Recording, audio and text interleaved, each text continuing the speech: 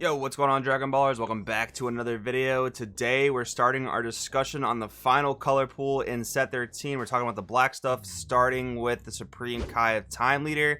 So if you guys are new here, definitely subscribe and hit that bell so you never miss a video. And if you guys want to help support the channel, go down in the description, use my link to TCG Player if you want to buy or pre-order anything we talk about in today's video. That being said, let's jump right in, talk about what we think about these cards. So we got the Supreme Kai of Time Leader, auto burst 3. When this card attacks, draw 1.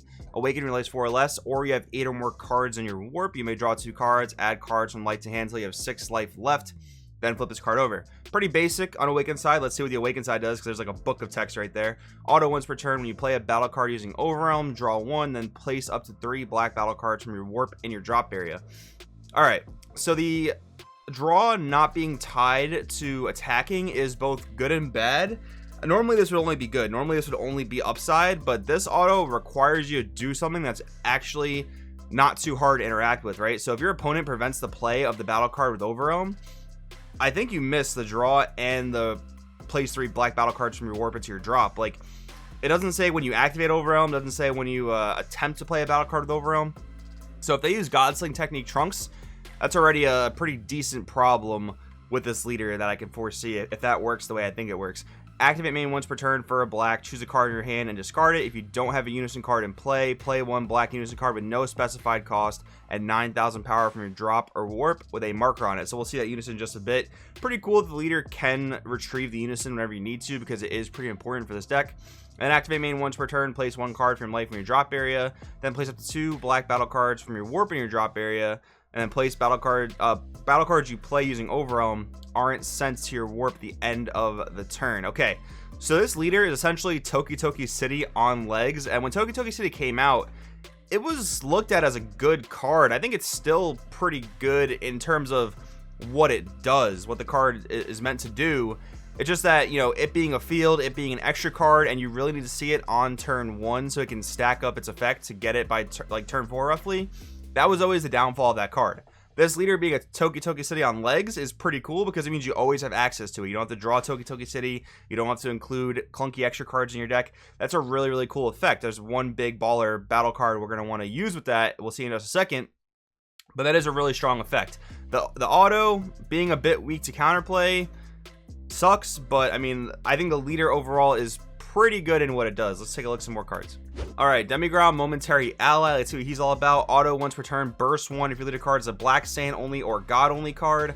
When you play a battle card using Overwhelm, this card gains Wormhole for the turn. Okay, so play a battle card using Overwhelm. I think that's also going to be a bit weak to counterplay, which, you know, until you get Wormhole, you can only Overwhelm once per turn. So if you miss that window, you're not going to be able to proc this again. But let's read the +1. Activate main, place up to 2 black battle cards from your warp in your drop. So if you get this off successfully and gain Wormhole, the +1 combined with the burst 1 from the auto is going to set you up for another Overwhelm 3, which is pretty cool, because once you use the backside leader's ability to basically Toki Toki City yourself, those battle cards are going to stick around, which is pretty cool. -3, activate main, add up to 2 battle cards with energy cost of 7 or less in the Overwhelm skill from your warp to your hand. So a bit of retrieval. I think you'll probably most likely end up using the +1 the majority of the time, especially because the best battle card to probably play in the deck is going to be Fully Dark Banisher. 8 drop 25k, Overwhelm it out for 4, and then your opponent gets taxed anytime they want to use a skill by warping a card from their hand, right? So I think this is going to be the main boss monster of the deck. I don't really think anyone's too surprised about that. But again, the problem really comes when this deck goes up against blue, where they can pretty much negate the play of anything you have. Green, yellow, red, honestly probably not going to be as effective. I'm not saying those decks like are get ran over by Supreme Kai of Time, just that you'll actually be able to use your leader's skills and your unison skills more often than not, which is cool. Blue might be really, really tough though. Supreme Kai of Time, Time Labyrinth Unleashed. We have a 3 drop 5k counter attack. Permanent, if your opponent have 3 or more cards in their warp, reduce energy cost of this card in your hand by 2. And then auto, if your leader card is black, when this card is played using its counterattack skill, shoot up to one of your opponent's battle cards and send it to the owner's warp. At the end of the turn, play any cards sent to a warp by this skill to their owner's battle areas with their skills negated for the turn. All right, so I mean, I'm not in love with this card because like the pseudo removal to me is kind of but this is a good answer card to certain things like Victory Strike, for example, which cannot be negated, but if you counterattack anyway and remove it from the board, that gets around its, you know, quote unquote can't be negated effect, right? So this is a cool answer card to certain things. Definitely not a bad card, but I don't know, I feel like I'm not in love with it as some other people might be. Then we have some Overwhelms meant for the deck. So we have SS4 Goku, Thwarting the Dark Empire. We have a 6-drop blocker, Overwhelm 6 for a black energy. Auto when this card attacks, draw 1 at the end of the turn, switch this card to active mode. So, you know, with your leader ability to make this guy stick around, ideally, like, drawing a card every turn and getting a blocker at the end of each turn is pretty cool. But I mean, how quickly can you realistically set this up, right? Like, maybe you can awaken, I don't know, maybe you can awaken by turn 2, turn 3 if things are going right for you. But besides that, I mean, I don't know. I feel like Supreme Kai of Time wants to kind of just spam low cost Overwhelms until you get to your Food Dark Banisher play. But that's just what I'm thinking initially.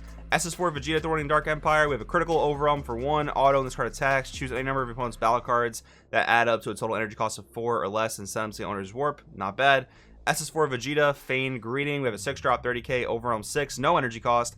Auto when this card is played using Overwhelm. Your opponent chooses a card in their hand and sends it to the owner's warp.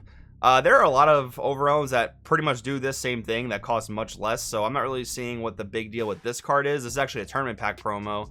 Normally when those are good, they're really expensive. When they're bad, they're pretty much worthless. I don't really see the big play with this. And again, keep in mind, these are all Vegeta and Goku Xenos, so anything we're looking at in regards to those are also going to be playable in Gogeta Xeno, right? I don't really think Overwhelm 6 is really easy in Gogeta Xeno. It's a little bit tough.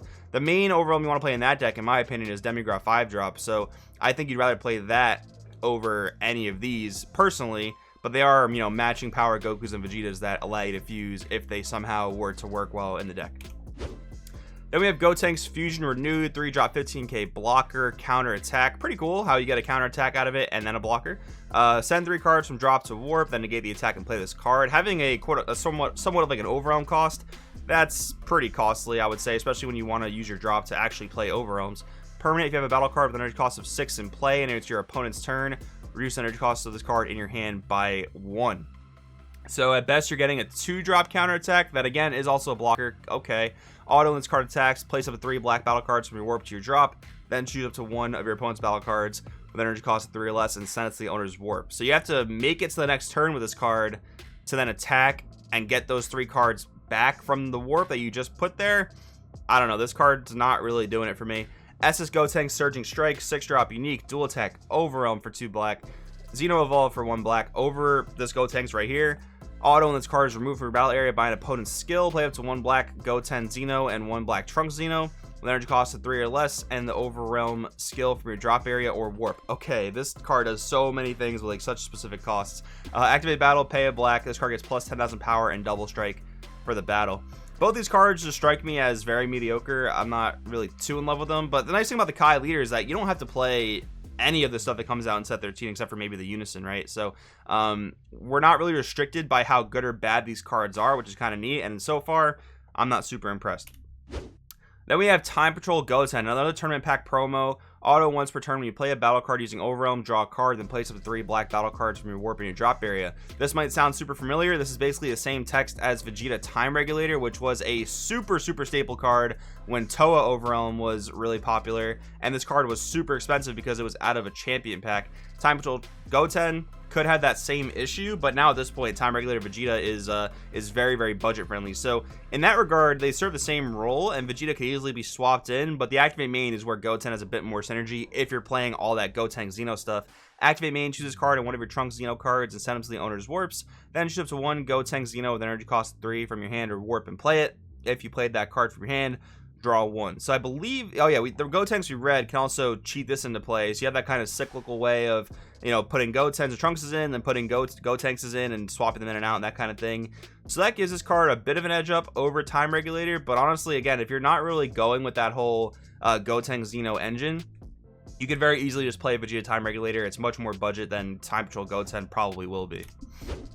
Then we have some more Goten's Trunkses for the Archetype. Goten Thwarting Dark Empire, Overwhelm 2 critical. If your leader is a black Supreme Kai of Time card, one of these cards played using Overwhelm, send up to 2 cards on top of your deck to your warp, and then draw 1. And then it seems like Trunks does the same, except he is a double strike. Never really a big fan of 10k battle cards that are meant to be attackers, like, you know, Trunks having double strike and Goten having crit. you're kind of meant to attack with them. And sure, they do damage to unawakened leaders, but they're so easy to defend against. I don't really know if I want to overwhelm these guys out. And the fact that they put cards into your warp, why is that good for Supreme Kai of Time? It seems like you really rather fill your drop area. Maybe I'm missing something, but let me know in the comments below if there's something I am missing there. Go 10, Fusion Renewed, Overwhelm 2, activate main. If your later card's a black Supreme Kai of Time card and you discard this card from your hand, look at the top 7 cards of your deck, add up to 1 black card with an energy cost of 2 or less and the Overwhelm skill, or up to 1 black Unison card with 9,000 power and no specified cost amongst your hand, then shuffle your deck. You can't activate main skills on copies of this card for the turn. So a card that replaces itself by discarding, every single time I read one of these cards, man, it gets more and more lackluster. It's honestly kind of tough to read through these cards. But yeah, instead of just being like a 1-drop that has this effect, it's being discarded from your hand. I guess it fills your drop area, which is cool, maybe. I don't know, man. I'm really not feeling it. Trunks Fusion Renewed, 2-drop 10k blocker, counterplay. Send 2 cards from drop to warp. Play this card. Yes, you have to pay 2 energy for this Trunks. This came up a lot with the blocker Revenge Toa, right?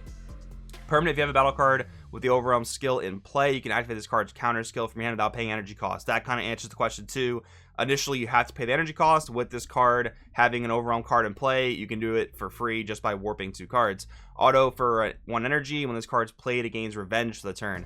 Another super lackluster card, man. Like, if you ever have to pay 3 for this, it's just going to be so bad. Like, no barrier either.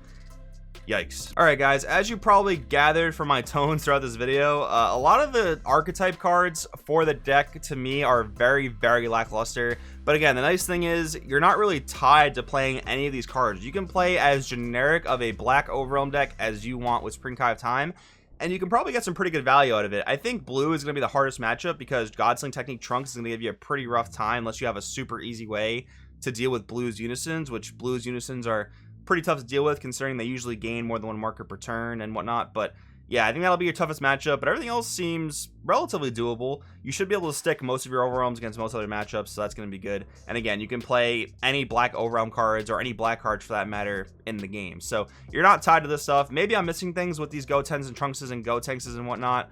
I'm just not seeing it, but I do want in the comments below what you think about this archetype.